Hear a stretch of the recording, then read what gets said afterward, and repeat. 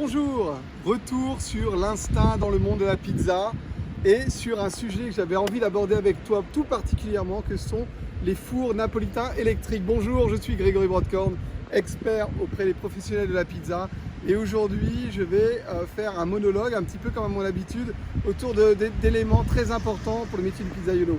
Alors, je suis ici dans la baie de Pozzuoli, là où on va faire la formation la semaine prochaine autour de la pizza napolitaine versus la pizza classique à la française. C'est dans ce quartier que ça va se passer, et c'est aussi ici qu'on est en train de préparer les championnats du monde de la pizza éthique à Napoli. Donc le quartier Pozzuoli est un des quartiers que je préfère ici, et je voulais aborder le sujet de l'instinct de ma dernière vidéo pour te dire que voilà, moi j'ai rendu les clés de mon appartement, j'ai vendu tous mes meubles, tout ce que j'ai aujourd'hui est contenu dans ma voiture, et je prends de tels risques parce que j'ai vraiment l'impression qu'au fond de moi, c'est vers ça que je dois aller. Alors la marche arrière, elle n'existe plus là dans ma vie, maintenant je suis parti, mais c'est dans l'intérêt de la profession, parce qu'on sent bien qu'il y a des choses qui se passent en France autour de la pizza, et on sent bien aussi quand on est à Naples que les choses viennent d'ici.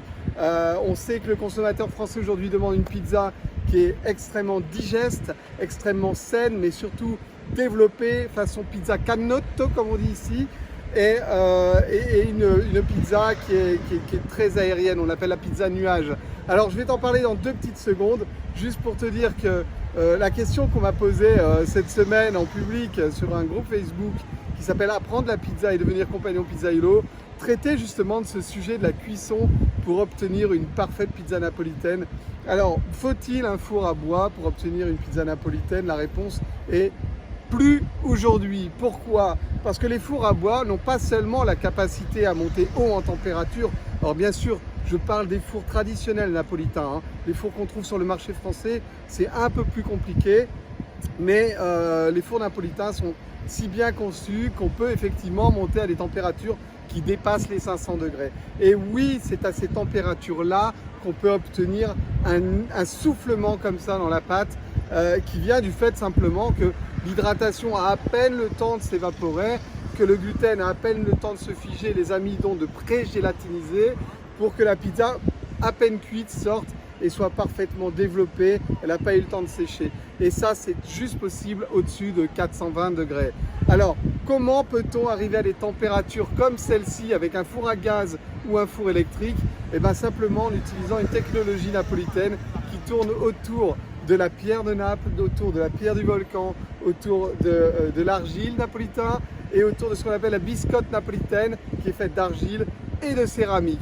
Et tout ça, en France, on ne le maîtrise pas. En France, les températures vont bloquer à 300, 350 degrés, et on va t'apprendre en formation dans les écoles françaises que c'est à ces températures-là qu'on cuit une vraie pizza, mais viens à Naples et tu découvriras tout l'inverse. Alors oui, au gaz, c'est possible si ton four bénéficie d'une telle densité de matière, d'une telle capacité à irradier à nouveau l'énergie qui est captée soit par le gaz, par le bois ou par l'électricité.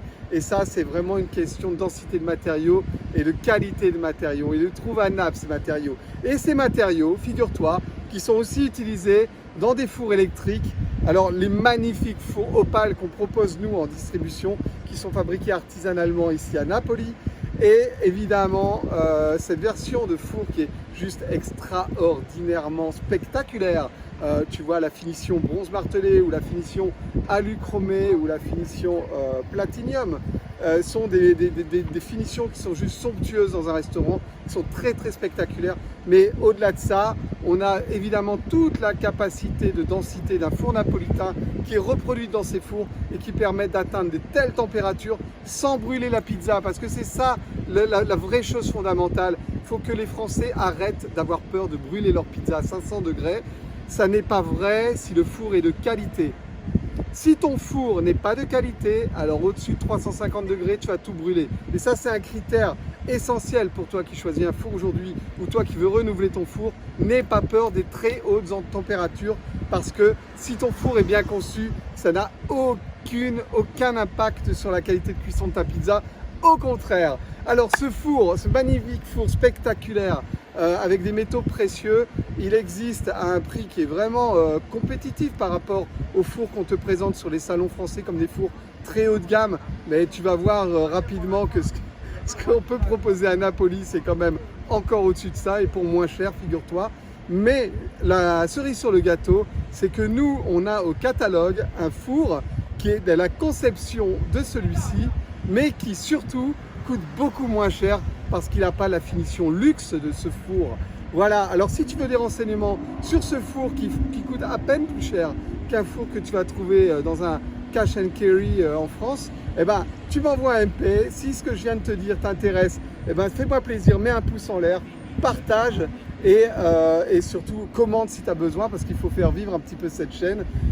Partage avec tes amis, invite-les, pose-moi tes questions. Moi, je te fais des bécos et surtout, tu prends soin de toi parce que c'est vraiment ce qui est le plus important. Ciao, ciao.